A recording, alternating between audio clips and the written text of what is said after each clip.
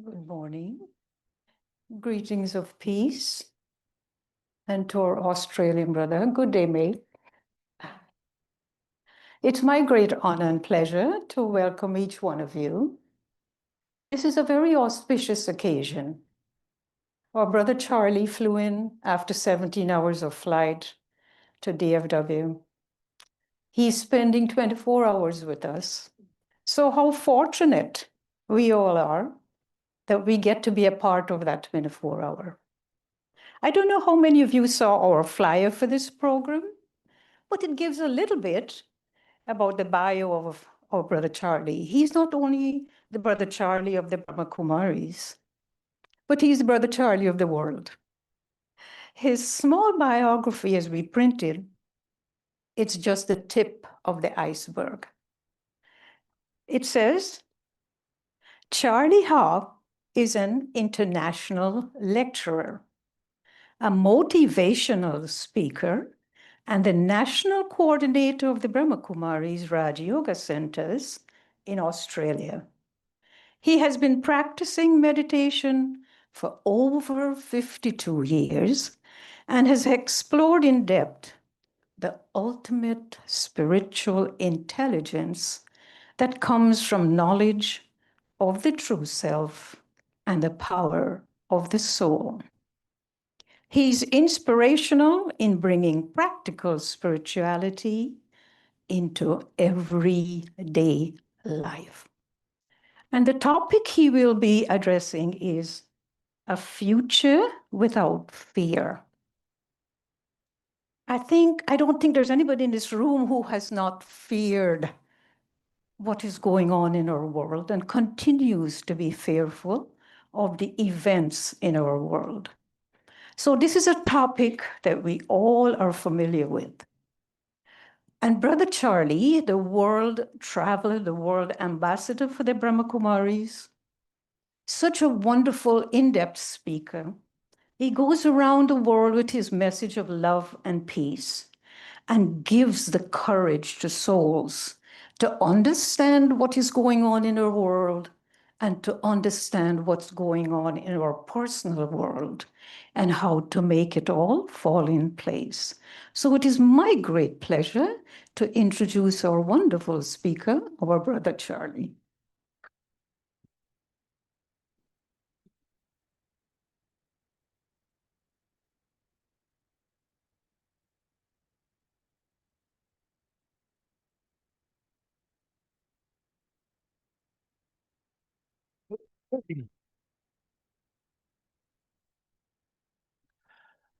Good morning, everyone. It's really a delight to be with you today, and thank you, Sister Sita, for your lovely introduction. As you heard, I just arrived here yesterday from Sydney, and the wonder was I arrived before I left. I left Sydney at 2:30 p.m. on Friday and arrived in Dallas at 12:30 p.m. on the same day. So that's the wonder of our world. Anyway, it's my second time here, and it's really lovely to be with you. And what I'd like to do is just share a few thoughts, and we will have plenty of time for a few questions. And as always, I think, as you know, that we will finish with some meditation.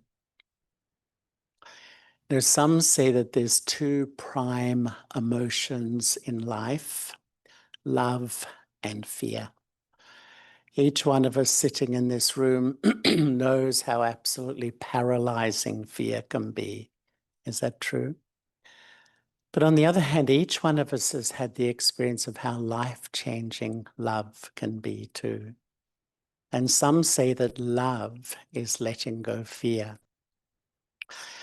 And I actually grew up in Melbourne, and I had a friend in Melbourne who I was quite close to. And one day he rang me to say his mother had been diagnosed with cancer.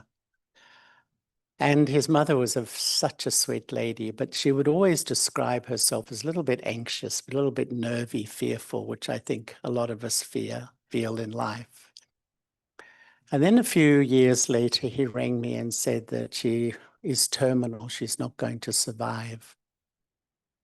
So I went to visit her in the hospital. And you know how sometimes in life you have experiences that are like recorded like a video in your on your database. And I can remember it. It was just sunset and I was walking along this long passage in a hospital and her room was right at the end and it was completely dark. And you know, when you enter an atmosphere, sometimes you can feel it. It was so still in that room. And I could barely see her silhouette lying in the bed. So I just tippy-toed in. I just sat quietly. I didn't say a word. After a few minutes, she spoke. A voice came and she said, "Charlie, I love you." Quite frankly, it was so uncharacteristic of this lady. And she decided once she was told she wasn't going to survive, she's decided, well, I may as well let go all my fears and be the person I really want to be. And she really began to express herself. She was so loving. And you know, I learned a huge lesson for her. You know, in life, often we hold back or we're worried, what will they think if I say this or express this? So we hold back the real me because we're fearful of basically what others will think of me. And yet, I think the beauty of life is really to express, isn't it, who I am at this moment. And if I look at what I value in my life, it's definitely the experience of love, and I'm sure everyone here is much the same.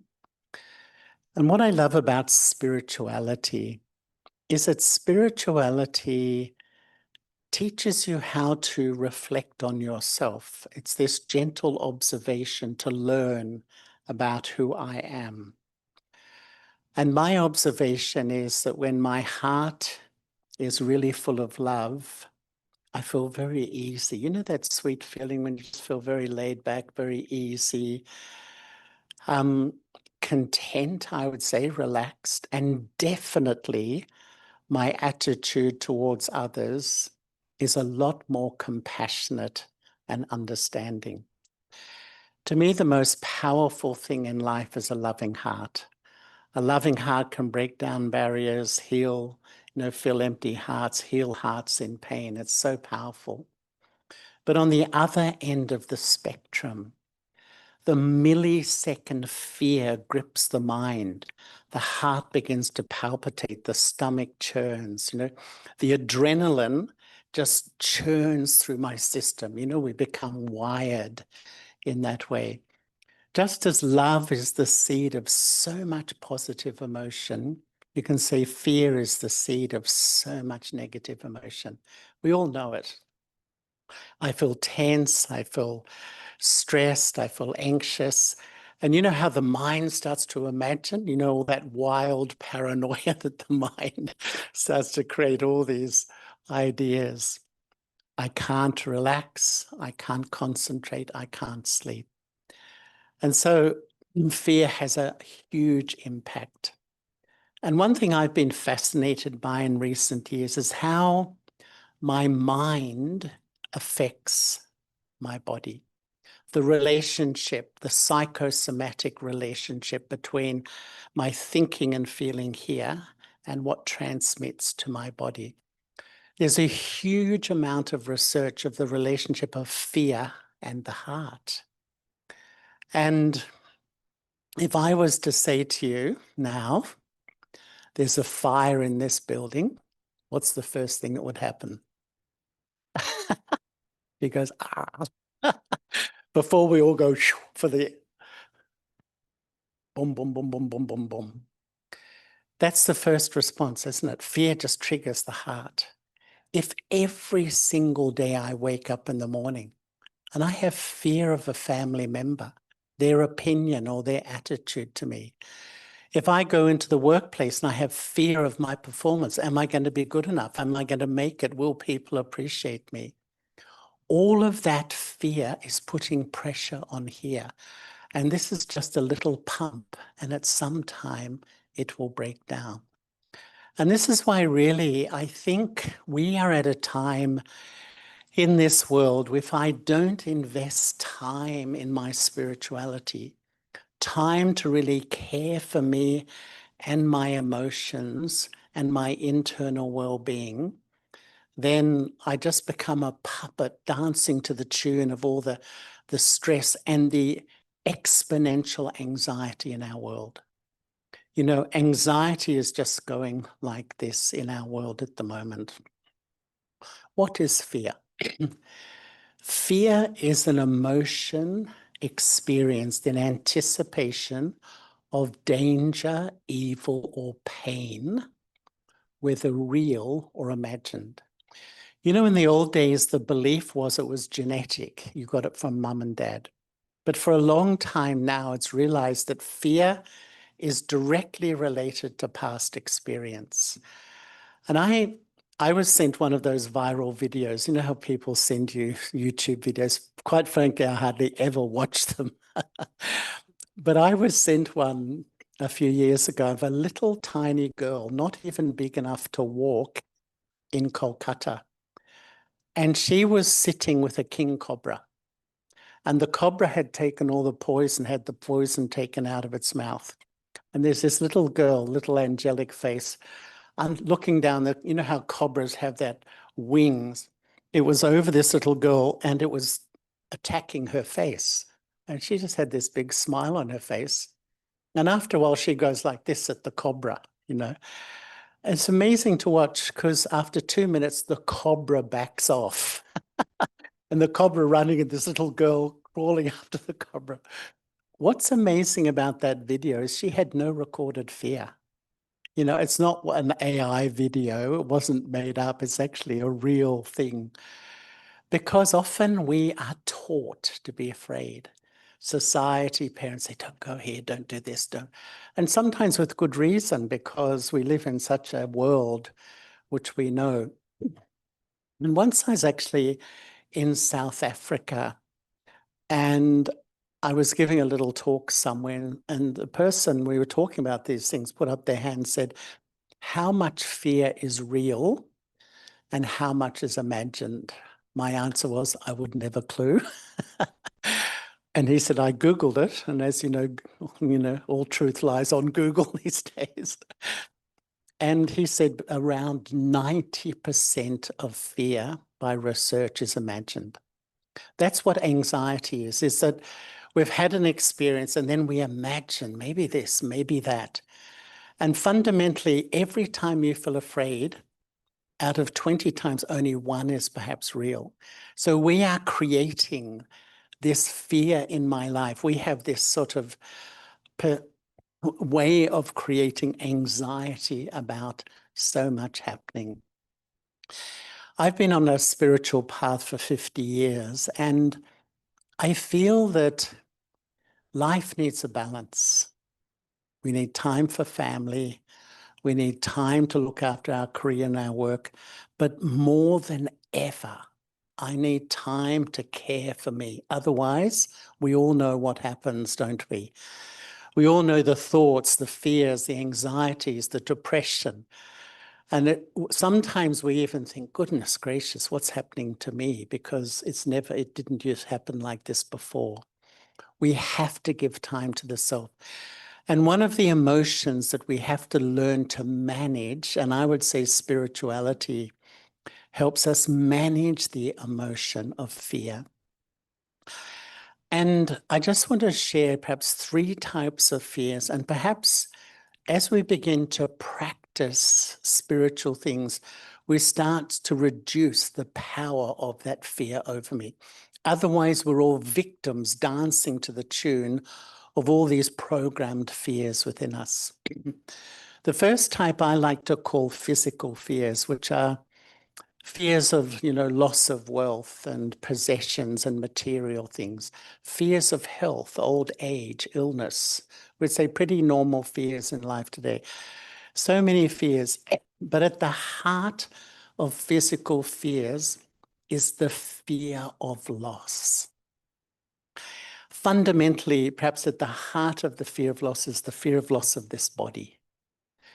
And when you really look at it deeply, you know, it's a subject none of us like to talk about, death. It's such a discomfort to us, and yet it's the most inevitable event in life, and yet we avoid it because of all the fears and discomfort that it creates. But it's not just the fear of losing the body, it's the fear of, you think we spend a lifetime building an image, building a persona, you know, building this whole personality around my successes, my attainments, my material things, my reputation, all these sorts of things. You know, sometimes I think, you know, we're born and we sort of, this is my mum, this is my dad, this is my city, this is my country, this is my job, these are my kids. You know, you build up this whole, in 1 second, I leave it, in 1 second. And this is probably one of the ultimate discomforts for most of us.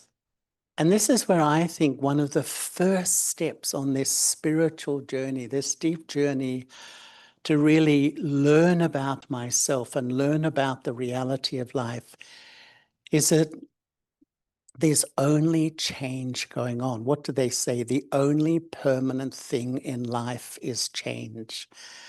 And I love the analogy that life is like a train journey. And when you're in a train, what happens? You stop at a station, people hop on the train, people hop off. You go to the next station, people hop on, people hop off. This happens till you hop off the train. And this is life, isn't it? When you really look at life, what happens? People come into your life, people go out of your life.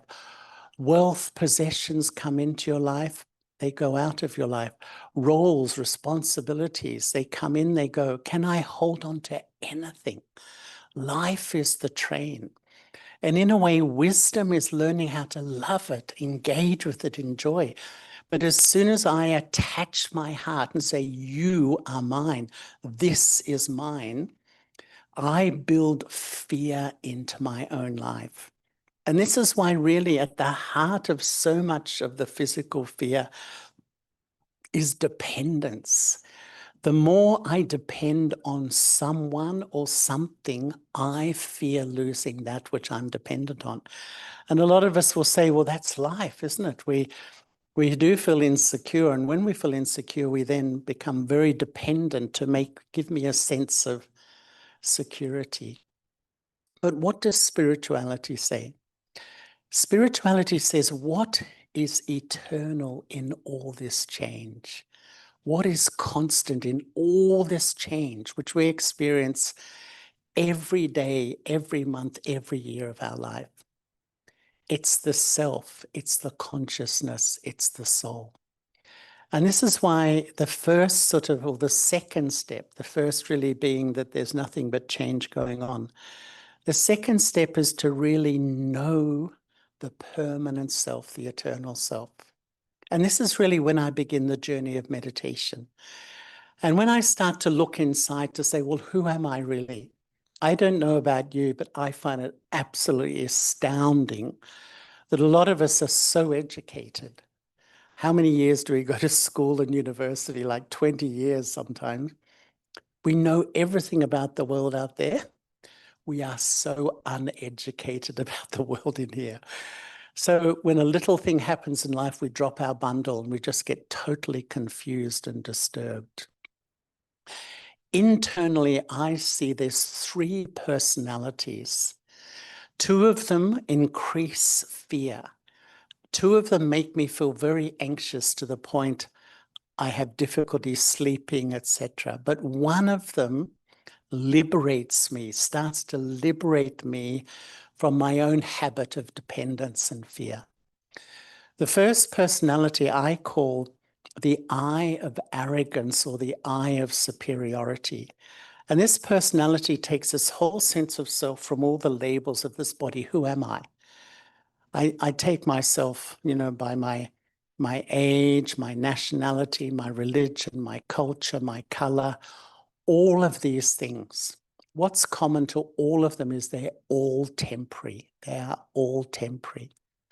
And when the eye of arrogance, my ego, is ruling in my inner system, which we're brought up, we create this whole sense of self based on the temporary labels of my body.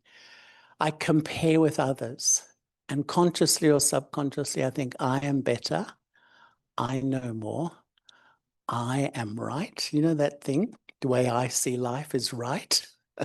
Don't you understand that I am right? You know, that's sort of.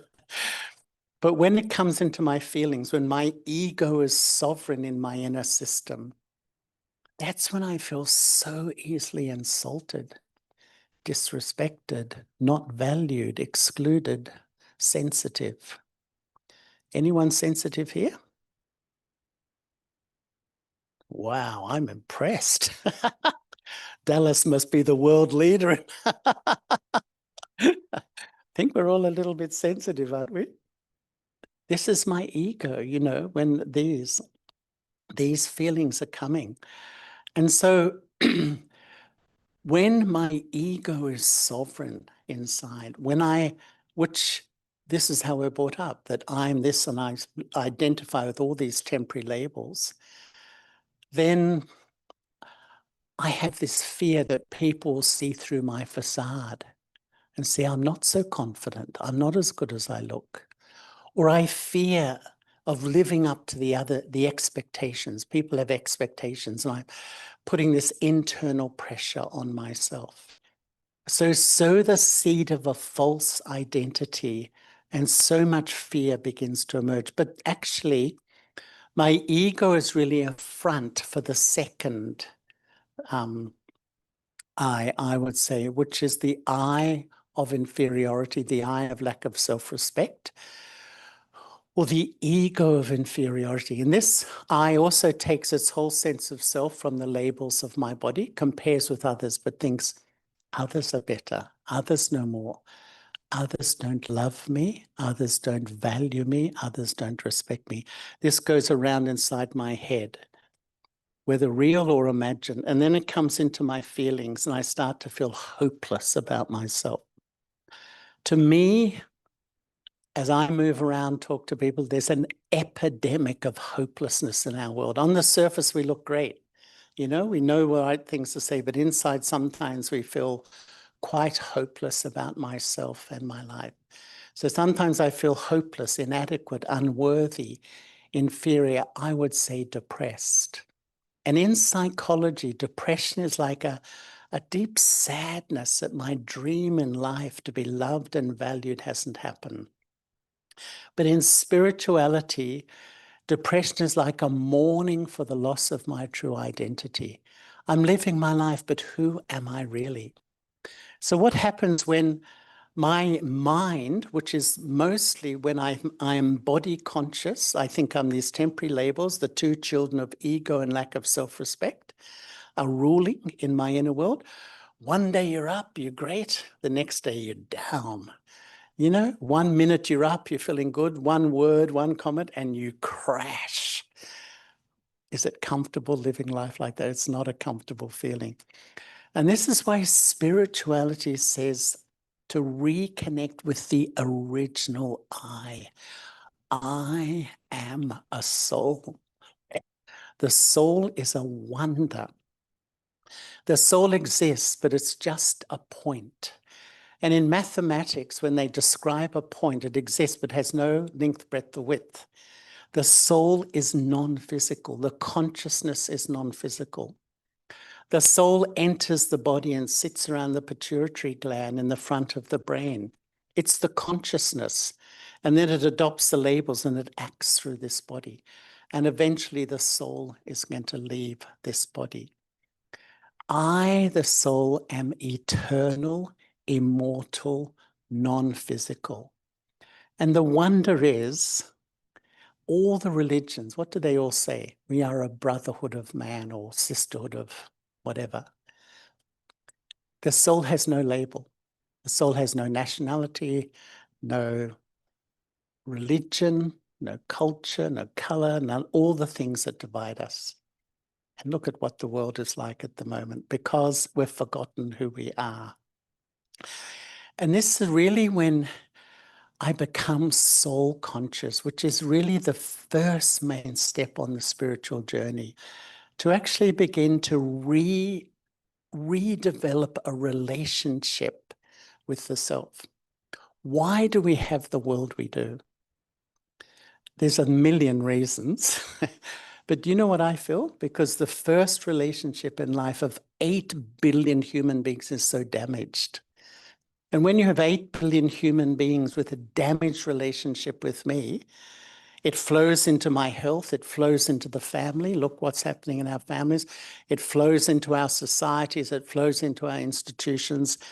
Where does it all begin? Because this first relationship is so deeply damaged. I don't even feel comfortable with who I am. And sometimes my self-talk is so damaging towards the self. So spirituality says you're not the body and the ego and the lack of self-respect, you're the soul. So re-engage the relationship with your permanent self. And this is the first major step in spirituality, starting to practice to be soul-conscious. And one of the things I've found that happens almost automatically, the less you have the fear of loss of your identity and body, the relationship, fear, has less and less power over you. So the first type of fears are physical fears. And when I start to realize the self, I start to make inroads into dealing with that. The second I would call psychological. And mental fears of change or failure, or even those fears in relationships of not being loved, of not belonging, of being rejected, all that sort of stuff. But there's phobias as well. And I'm not a psychologist or a counselor, but there's about 400 phobias, like claustrophobia, fear of confined spaces, agoraphobia, the fear of going out, aviophobia, the fear of flying. There's about 400, and psychology used to call them irrational fears. But actually, in terms of spirituality, they're very rational because they are directly connected with a past experience that we've had. So, as a child, if a dog bites you, whenever you see a dog for the rest of your life, what happens? You're a bit... That experience teaches you, doesn't it? It programs you to respond. If as a child, you're not really loved, you don't really feel that love or belonging, then the whole rest of your life also, that fear of not being loved, it overlays on the present. And so we carry all these stories from our past experiences, which are overlaying and governing my responses and my reactions to things now. In Australia, because everyone lives on the water, around the sea, the border, that it's almost mandatory as a little kid, you have to learn to swim. Most kids learn to swim before they walk because it's safety, basically. And, most children, when you take them to the water, they're like a duck. They just love the water. One lady was telling me she had 4 kids and she took them for swimming lessons. 3 of them took to the water like the little duck. They just loved it. One of them, she said, little girl had an absolute tantrum when she went into the water. She just panicked. And the reason, because she has something of her past, some experience in water that's recorded that tells her, to react. And this is really because we have these past experiences that overlay and tell us to be afraid in the present. And one of the reasons that we meditate is really to sit down and learn the amazing art of using my thoughts to cool down my mind. I mean, isn't that a wonderful thing? I don't need anything external, but with my own thoughts, my own awareness, I cool myself down.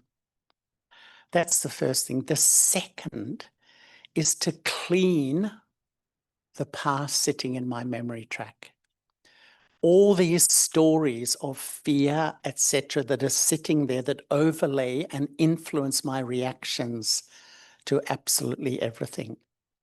And thirdly, to really do such quality actions. The thoughts are the seeds of actions to do a positive future. I often say meditation is for action. When you wake up in the morning and you create elevated, pure, loving thoughts, those thoughts flow into your behaviors, flow into your family, flow into the whole day. That's the whole idea, that meditation isn't just a reclusive thing that you go and lock the door and remove yourself from life. Actually, it's elevating yourself so you can contribute better in life. So in a sense, when you begin to meditate, you are really sowing the seeds of clearing all the effects of all these experiences of the past that overlay and tell you to be afraid in the present. Now, of course, this is a process. And in essence, the soul is just an overname for three aspects of consciousness. The mind receives the data of the senses. Like if there's a screen, imagine there's a screen behind here. It's like your mind. So everything you see, hear, touch, taste, thrown up on that screen. Your intellect assesses the data. Your intellect, as I'm speaking, there's a part of you saying, oh, I like that, I agree with that, I don't agree with that. You know that part? Constantly assessing everything that's going on. Then once you make a decision, you either act or you don't. But every action leaves an impression in your subconscious. So all of us are sitting here carrying this amazing database of our past. And this is why sometimes, you wake up in the morning and you think, well, it's a new day, everything's okay, but you feel flat, you feel empty, you feel a bit nothing. Because it's like the past stories, the past actions, the past karma, if I can use it, is sitting there inside of me. And this is one of the reasons we're on the spiritual journey, is to sort of free me from my past, free me from the fears that are governing my behaviors and actions in the present too. And so this database, we're trying to clean up this database in the soul. And I would say, moving along, that one other thing that I think spirituality really helps, first, that there's nothing but change going on. Second, to really know what is eternal, that I am eternal, I always exist, and not just a belief, to experience that. Thirdly, to understand the journey of the soul, how I've collected experiences in my subconscious which overlay and program me to fear what is happening in the present or imagine something. But fourthly, I would say in relationships. What is life? Life is relationships. And sometimes we have fear of certain people. Is that true? Especially authority figures. Authority figures can represent, that can be within the family, it can be within the workplace, whatever, because they make decisions about my life. And sometimes we put a lot of projecture onto them. And one thing that's really helped me is that just as I've realized who I am, that I am the soul, beyond all my labels, so is everybody else too. If you see someone in that vision that they're an authority figure, maybe you will react in that way. But if you see beyond the image and see they are a soul too. And one thing I have sometimes thought is that people are like an iceberg. Not that they're cold, but you know what an iceberg is. 10% above the water, 90% below. You know, you meet somebody and instantly you're sort of, the nature of this time you see them physically and you're a bit attracted to them. That's the 10%. And as you get to know them, what happens? The 90% unbelief in the subconscious starts to emerge. And then you start to think, oh, what's happening here? Because everyone, I feel actually, it brings a lot of compassion that we're all carrying our story. Quite honestly, life is not easy for anyone much these days. We're all carrying our past. We're all dealing with our own issues. And then everyone else has their issues too. So it's why I think we need nothing more in life than a rich quality of love and belonging. But often we don't feel we're really receiving that because everyone is really going through all their things too. And I find that when you see beyond and you actually meet the other as a soul, it's such a wonderful way to connect with people and remove the fear of what their body may represent to you. Finally, so firstly, physical fears, second, the psychological. Thirdly, I would say perhaps I would call them spiritual fears. The fears of the unknown, the fears of my own dishonesty, the fears of my own mistakes, all these sorts of things. Sometimes we fear these things coming in front of us. And what I really love about spirituality is spirituality helps us try to develop an approach to life. There are universal laws governing all of us. And what is one of the most powerful laws is as you sow, so you reap. Or for every action, there's an equal and opposite reaction. In science and spirituality, what did Newton say? For every action, there is the reaction. If you throw a ball against a wall, it comes back with almost equal force. Every day we throw our thoughts, our feelings, our attitudes, our behaviors into the world, and they will come back to me too. When I take responsibility for myself, because if I transgress universal truths and universal laws, I start to fear the repercussions in my life.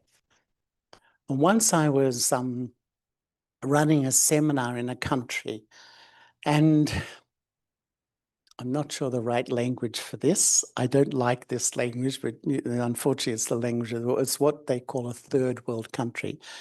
Not such a rich country, but a beautiful country, beautiful people. And it was with government employees. And halfway through, one of the employees said to me, "Can I speak to you?" And I said, "Sure." And he said, "I'm riddled with fear." And I said, "Why?" And he said, "Well, I don't earn much money, and I wanted to send my children to England for an education. So I took bribes all my life." And you know what his very words were? He said, "I've given a good life to my children and I've ruined my own life." And I said, "Why?" He said, "I'm terrified my community, who all look up to me as a person, will know really who I am." And really, sometimes greed and desire pulls us out of our truth and what's really who I am as a person. And yet we suffer mentally, all that fear and anxiety that maybe others will know what I'm really like. And this is where I would say, in this A Future Without Fear, be absolutely honest. When you're honest, you can sleep peacefully. Honest with yourself, honest with others, honest with material things, and honest with God. It's a policy for peace of mind. And it's, you know, what do they say? Honesty is the best policy. And really it is. Because when we transgress these truths, I am the one who ultimately suffers. Yes, I get a temporary material benefit, but I have to live with my conscience. And this is one of the best, most precious relationships in life, is my conscience. And so spirituality is really this journey of knowing the self, understanding the self deeply, understanding why I have certain fears that I've collected along my journey, and developing the power to really clear myself of those fears. And sometimes I think the subtext of human life is the search for true love, underneath everything. Why? Because I think we have a memory of a perfect connection, a perfect relationship. We invest our heart in relationships. You think, what do you do in your family? You give everything. But there's a huge human dilemma. No relationship is permanent. Whether it's time, whether it's change, whether it's conflict, whether it's death, the object of my love will go. This has created such amount of fear and insecurity inside all of us. But what does spirituality say? There is one permanent relationship. And in life, there's three sources of love, as far as I can see it: of the self, but we're at a time as really everyone struggles with that; of God. A lot of us have faith in God, but do I really experience a real living, loving belonging with God? So my one source of love is my family and friends. And if there's an upheaval or a loss in the family, it's like my whole life goes into chaos. What is spirituality? What is spirituality? It's first developing a loving relationship with myself as a soul, and a loving relationship with the divine. And for me these days, I feel these are like the two anchors to put down in life. Look at our world. It's changing every day. It's swirling around us. Every day you wake up, new news is different. Put down the anchor of the truth. Who am I? I am the eternal soul. Not just a belief, but I start to experience, and the anchor of my relationship with the divine. And for me, when I meditate, what I see is, just as I am a soul, so is God a soul, just like me. But I'm a soul. You can see me, I think, can't you? I'm speaking a lot, and I promise I'll stop soon. But I'm expressing through a body. I sit here, I express. God is a soul, a living, pulsating, thinking being like me, but does not have a physical body. And so how do I communicate? And this is why the more I sit down, I learn the art of letting go the consciousness of this body, becoming soul conscious. It's like I'm resonating on the same frequency. Sometimes I think it's like God, the supreme soul, is on the FM wavelength. When I, the soul, am bodily conscious, it's like I'm on the AM wavelength. I'm on a completely different wave. I can believe. That's religion. I believe, I pray, I worship. But if I really want to connect, have a living relationship, I've got to go up to the FM wavelength. In other words, I've got to let go the ego of my bodily consciousness and become soul conscious. And as I do that, the more I let go this ego, I become less and more fearless in my life too. And I have this natural relationship. I'm not praying to a concept or a belief or an idea. I'm having a natural living relationship with whom I call the lover of the soul. I am a soul, God is a soul. And really, when I learn to have this loving relationship with the Supreme Soul, the fear of change, the fear of what's happening in our world, the fear of the future, all the stuff that most of us are feeling, we start to cool down and have a whole different perception. And I'm going to put a pause button on myself now. because I know it was only for a short time. But if anyone would like to ask something or make a comment, please feel free. You're most welcome.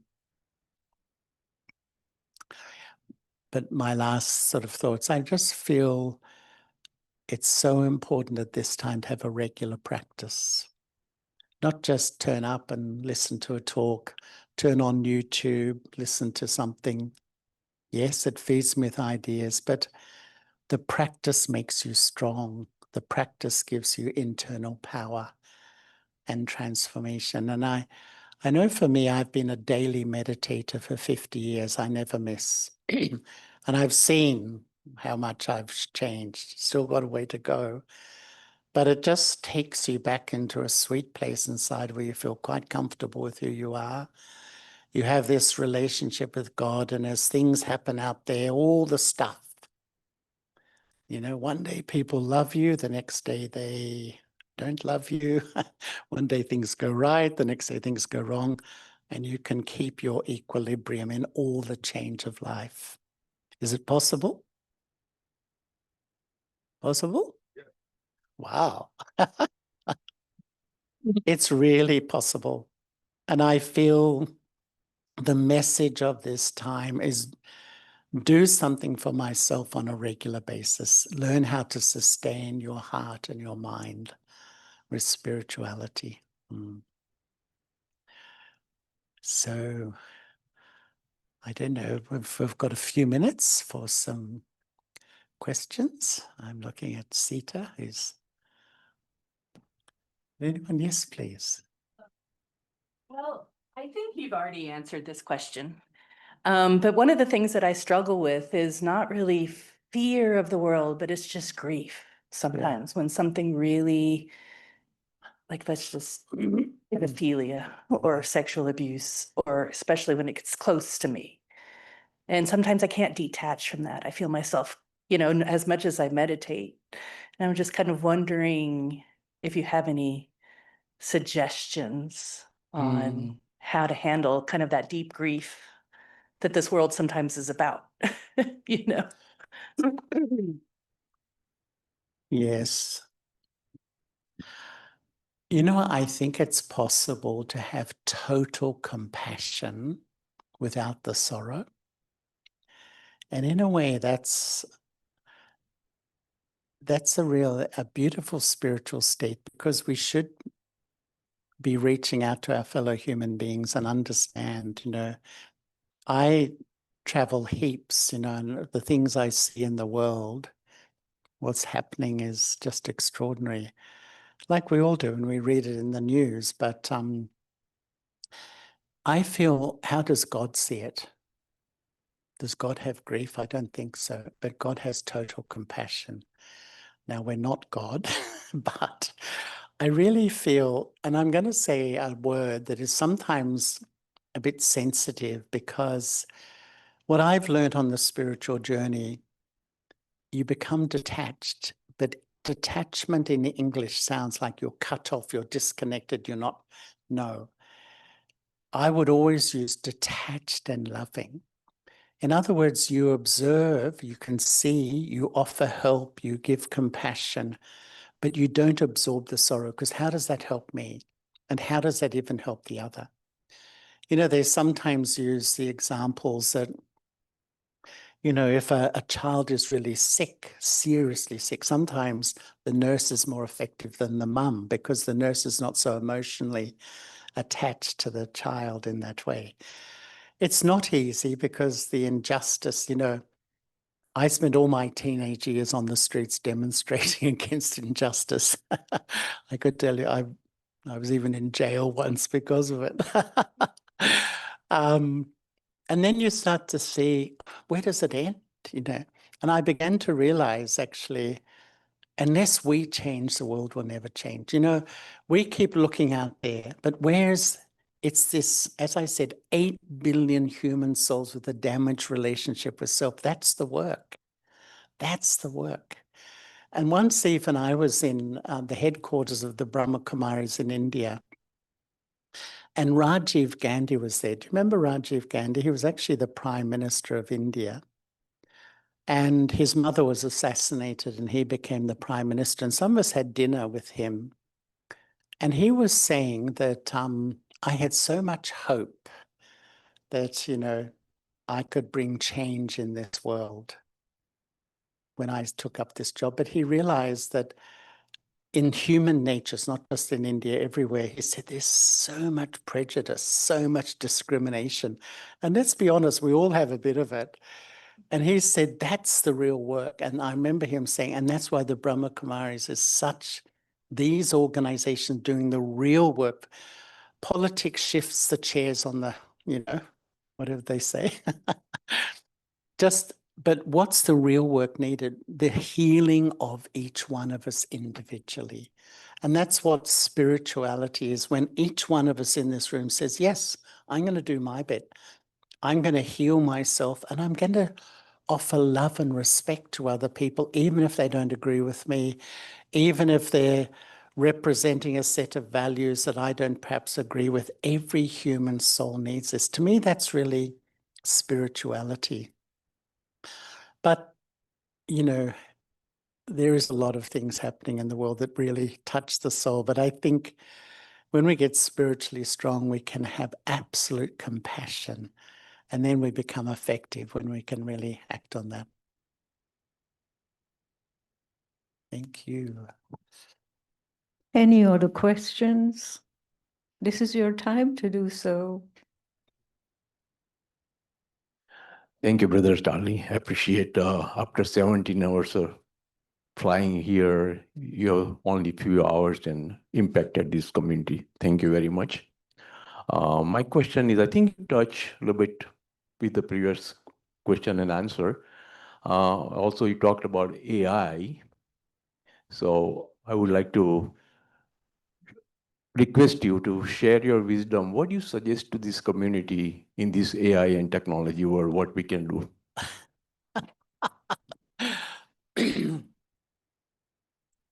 I'm probably the worst person to ask that question. I'm not a techie person at all. But it's almost like anything in life. It's how you use it. You can use it. There can be a lot of good for some of these things, but when the human intellect is a bit corrupted with ego and greed, unfortunately, things that could bring so much benefit to our world can go in the other direction. I think, excuse me, seeing the speed of life today, everything's changing so rapidly.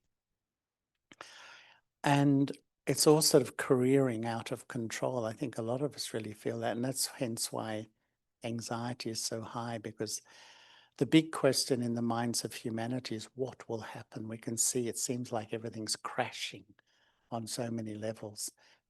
And all I can say to that is, if we use things for benefit, it's good. But what I need to do now is really know myself, look after myself, make myself strong, because the stronger I am, I can help many. Because unfortunately, I feel that the direction is even going to get worse and worse for a while. And so people like us who have a spiritual perception and a compassion, as she was saying, not a judgment, because we can so judging people make decisions, judging everyone. Like I'm right and I'm judging. I sit up on my throne judging the world. They're all wrong. It's easy to sit up on my self-righteous place, isn't it? To really have compassion, because, even people who are suffering and giving suffering, we can even have compassion for them as well. And so AI, who knows where it's all going to lead, quite frankly. But to me, the message is, don't just believe in spirituality. Easy to come to a talk like this, go home, and then get caught up in the vibration of the world. Because I think sometimes what I'm seeing is that if you've got 8 billion human beings pumping out thoughts, they say the human soul, the mind, has 70,000 thoughts in a waking day. Please don't ask me how they count them. But it's like we live in this thought soup, and all these thoughts of anxiety, worry, fear, depression, we're drinking it in, drinking. And that's why you wake up in the morning, you just feel empty, you feel flat. Life sometimes feels meaningless and purposeless because we're drinking in the vibe. It's like when you follow spirituality, you take charge of your inner world. You are now deciding what thoughts you're going to create, what feelings you create. And I'm not going to be a victim, just driven by what the world tells me to think and do. I'm actually going to take back the authority of my life. And like, for me, I pay a lot of attention about what I think about. And even if something goes wrong, I really try to bounce back really quickly rather than analyze, process, overanalyze. So you can't sleep days and days and days, just allowing one little event, one opinion, one negative comment about me to govern and I blame you. It's not you, it's me. I've lost my own spiritual power that I allow such little things to disturb me. What we're here is taking back your spiritual power, taking back your authority. So you're not a victim of all these things happening in life, including AI, where we're just driven by the forces of the world and increasing your own internal strength. It's so important. I often say to meditate regularly is an act of love for myself, to care for yourself. So important today. Any more questions? Yes.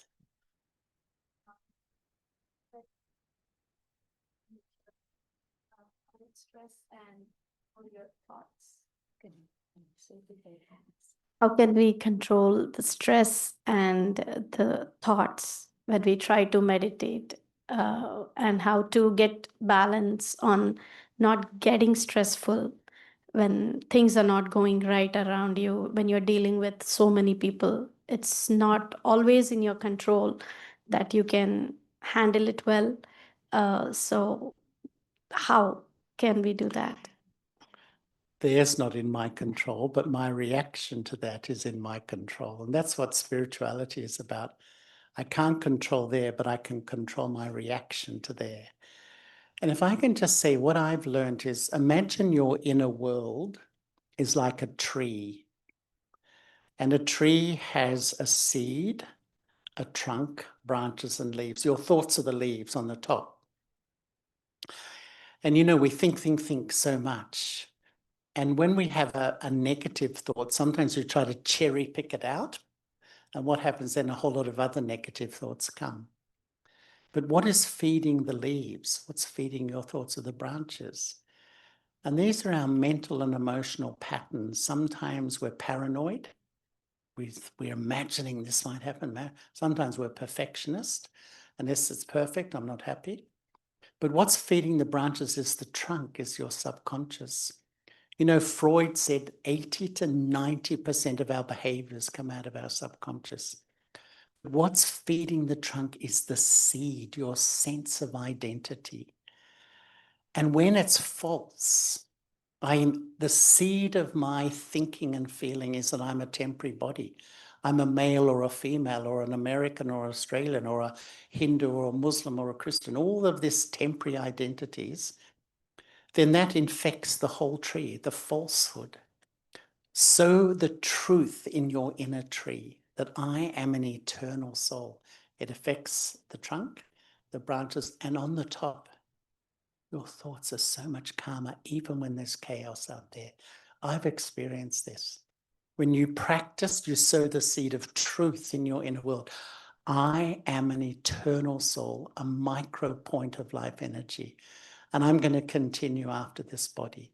And when that truth sits deeply, it will fix and it goes right up. Even your thoughts are much calmer. You ask me, my mind has completely changed over many years. It's a lot cooler, even when there's conflict, there's differences, but it's, you know, I've practiced a lot and I'm not perfect at it, but it's changed a lot when you invest. At the moment, we're just like puppets dancing to the tune of everything out there. And I often feel that most of us are empty now. And we all want to fill this emptiness with love and respect. So the mind is like a vacuum cleaner. So if you give me love, if you give me respect, if you insult me, if you complain or criticize, I take in all the good and I take in all the bad, and then I blame you. It's actually me. I've lost all my spiritual power. I've made myself absolutely vulnerable to this external world.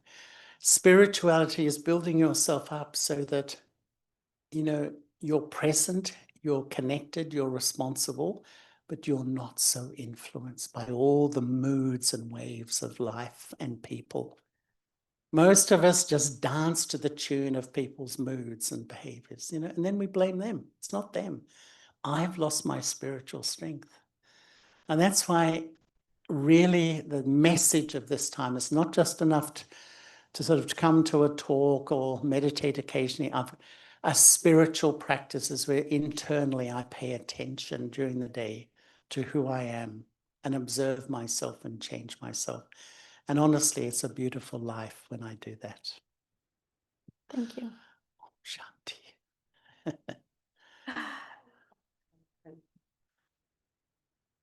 What is your advice? Example, I just start the meditation, the classes, but when I try to meditate, I lose the focus and my brain start talking in different things. How I can bring back my focus in meditation?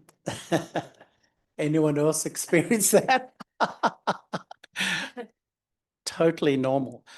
I tell you, for most people, when they start to meditate, it's then they realize how I have no control over them. You know, really, that's what I was saying. We're so educated about out there and so uneducated.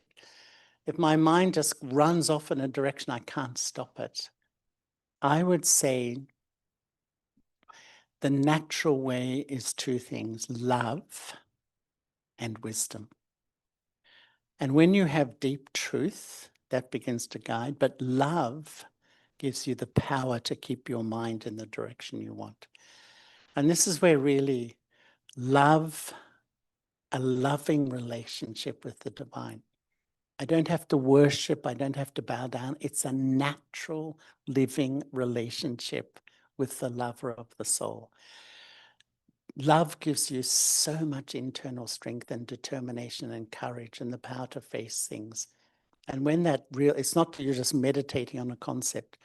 When the heart recognizes, the mind will follow this natural concentration. And that's what I often say, because really the mind wanders all over the place. You know, in psychology, they say the mind can be aware on 7 different levels at the same time. I think it's true, isn't it? And so the mind is doing so many jobs, and yet where there's love, you can focus, and that love brings you back your internal power. But be patient. You know, Daddy Janki, she was the head of the Brahma Kumaris for many years. She died a few years ago at 104. Some of you know her. And she said you need 3 things for the spiritual journey. The first is patience. The second is patience. And guess what the third one was? More patience. You need patience because we want to change instantly. But my journey, if I see it, it's not just like that. It's more like, you know, and you go through, but if you keep going, it is the best investment in you and your family. Because who you are impacts your family more than what you say. And when you're more stable, you're more happy, that has an enormous impact on the people around you. Investment, it's not selfish. Investment in you is investment in the people I love. Can I please ask you one last question? I think we're going to go on for a few hours. Yeah, just as you already touched this question, but it is like in this whole world, only 5 people love me: my mom, dad, my brother, my husband, and my son. How can I detach myself from them? Because these are the only one who gives me love. And as per Gita, they say, if you will attach to someone or something, you will get suffering. So this is a very like big question, and which gives me fear, because the topic for today is fear. So I have the fear of losing my close ones. Yeah. So what practice I can do to come out of this fear? I think it's very normal. All these things are very normal. And if I can just, I'll try to keep it essenceful because we're way over time. As I said, I grew up in Australia, and I don't know, when I was young, I couldn't make much sense of the church, to be frank. And the view of God, that God was very punishing, judgmental sort of character. So I just I couldn't relate to it. So I used to say I was an atheist. And then when I was 20, I wandered the world for a few years. I lived all over the world in religious communities. And I became an agnostic. I said, I'm open. But when I began to meditate properly, and I experienced, not just believe, it's a huge difference, that actually I'm an eternal soul. I felt it. I could feel that I could understand what death is. I'm a soul. But equally, I began to understand the Supreme Soul. There is no one who can love you like God. Nobody. And when you have the courage to develop that relationship, then you will then manage the inevitable in life, which means at some point your parents are going to go. Some point you will move on to. This is the nature of life, is change. So when you base your life on that which always exists, that I always exist, and this relationship is the one relationship that's permanent. It's not imagination. I'm not just using it as a security blanket. It's real. And you will get there. I will guarantee when you practice, even for me, I've practiced and I'm amazed how I've changed in that way. I don't feel insecure because the more insecure and you have fear, you can't even enjoy your family because you're always fearing change. And that's how life is today. We're riddled with anxiety and fear. And that's why we need to have so much compassion for each other. Spirituality is building your life on truth and love, not sort of temporary fulfillment of desires.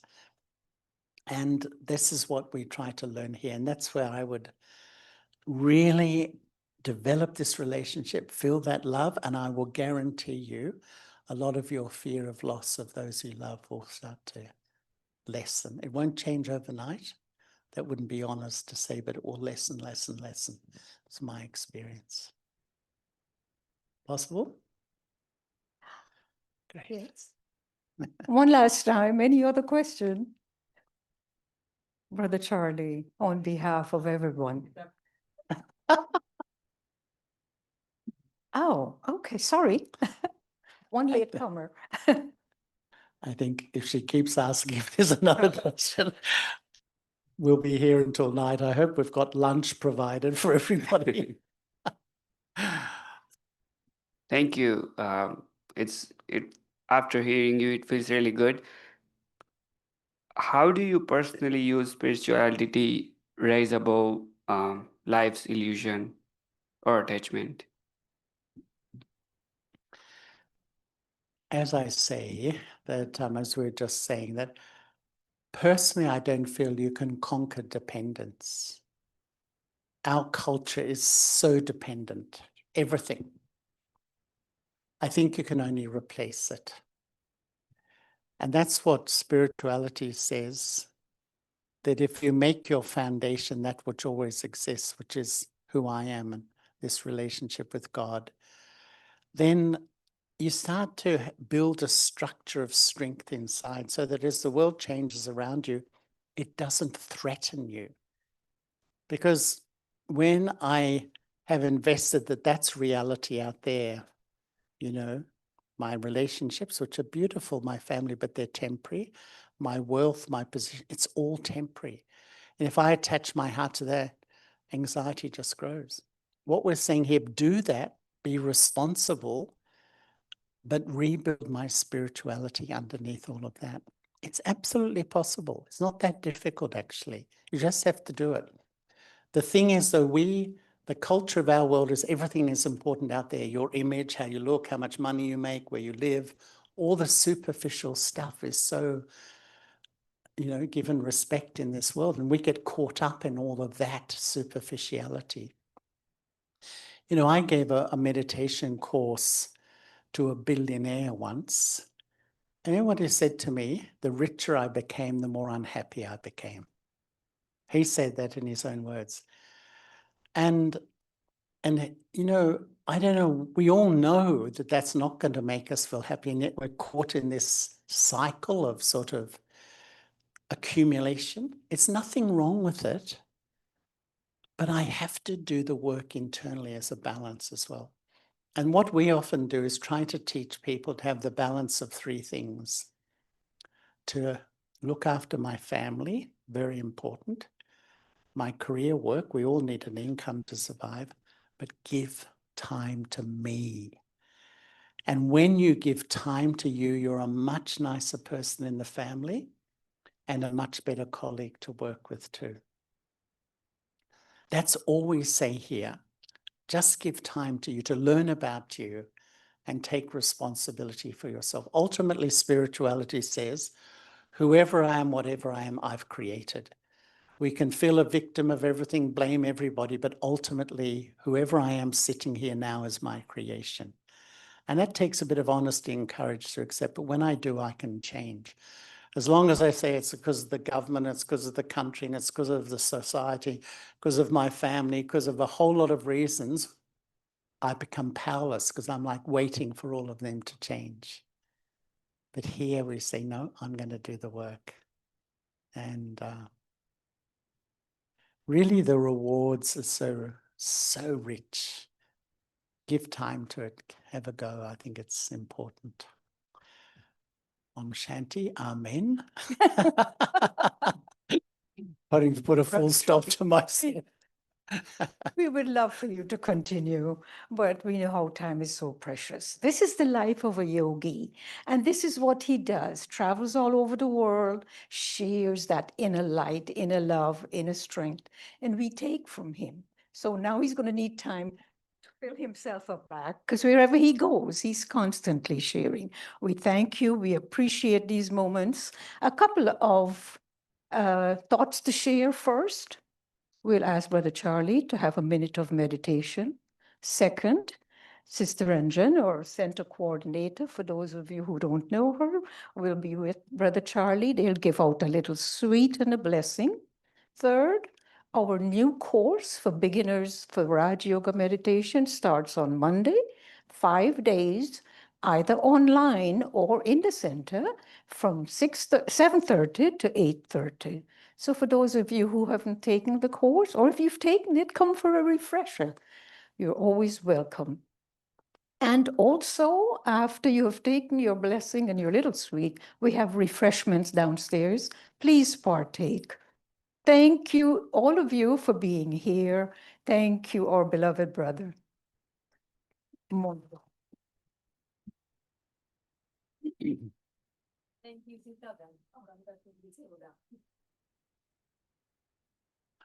So shall we just have 3 minutes of meditation?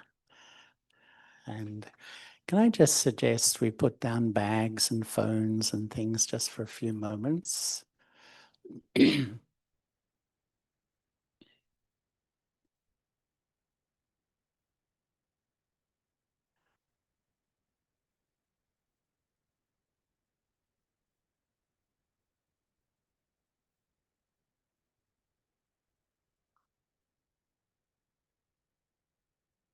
Let me just sit quietly. Consciously feel yourself just relaxing. calming down.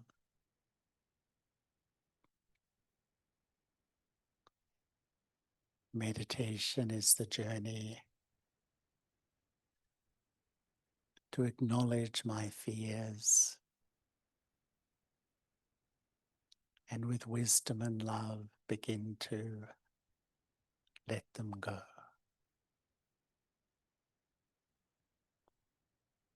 Let me begin by visualizing the true self, the permanent self, the soul.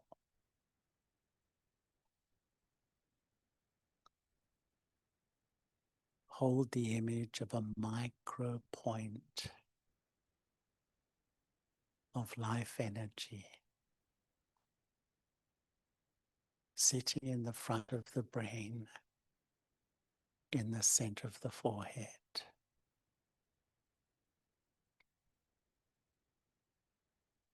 I am a peaceful soul.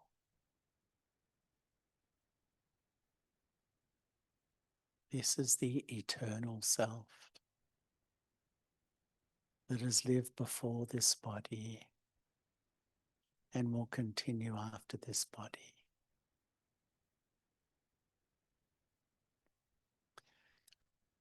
And in this sweet place of self-awareness, look through the eye of the mind and visualize the form of the divine, of God. A radiant jewel of divine light.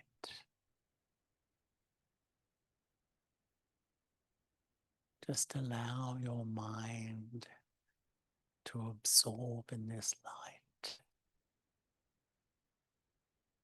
A light that offers a purity of love I will get nowhere else.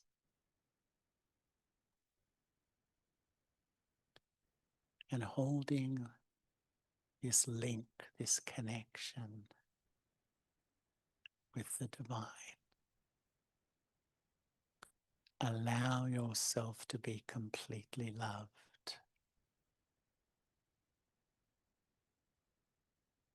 Feel the purity of this love into the core of your being. Just feel yourself completely relaxing. It's this love that I've been looking for. And when I taste this love, it's like I have what I need. It's this love that begins to heal the fractured relationship with myself.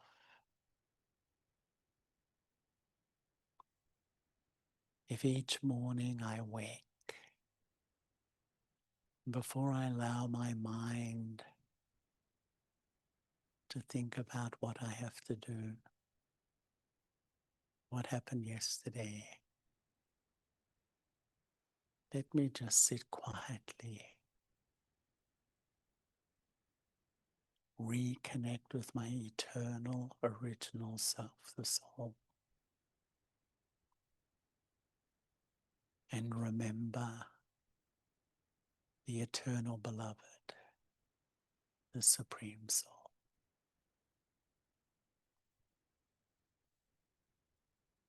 The more I put down these two anchors in life, the less I will have to fear.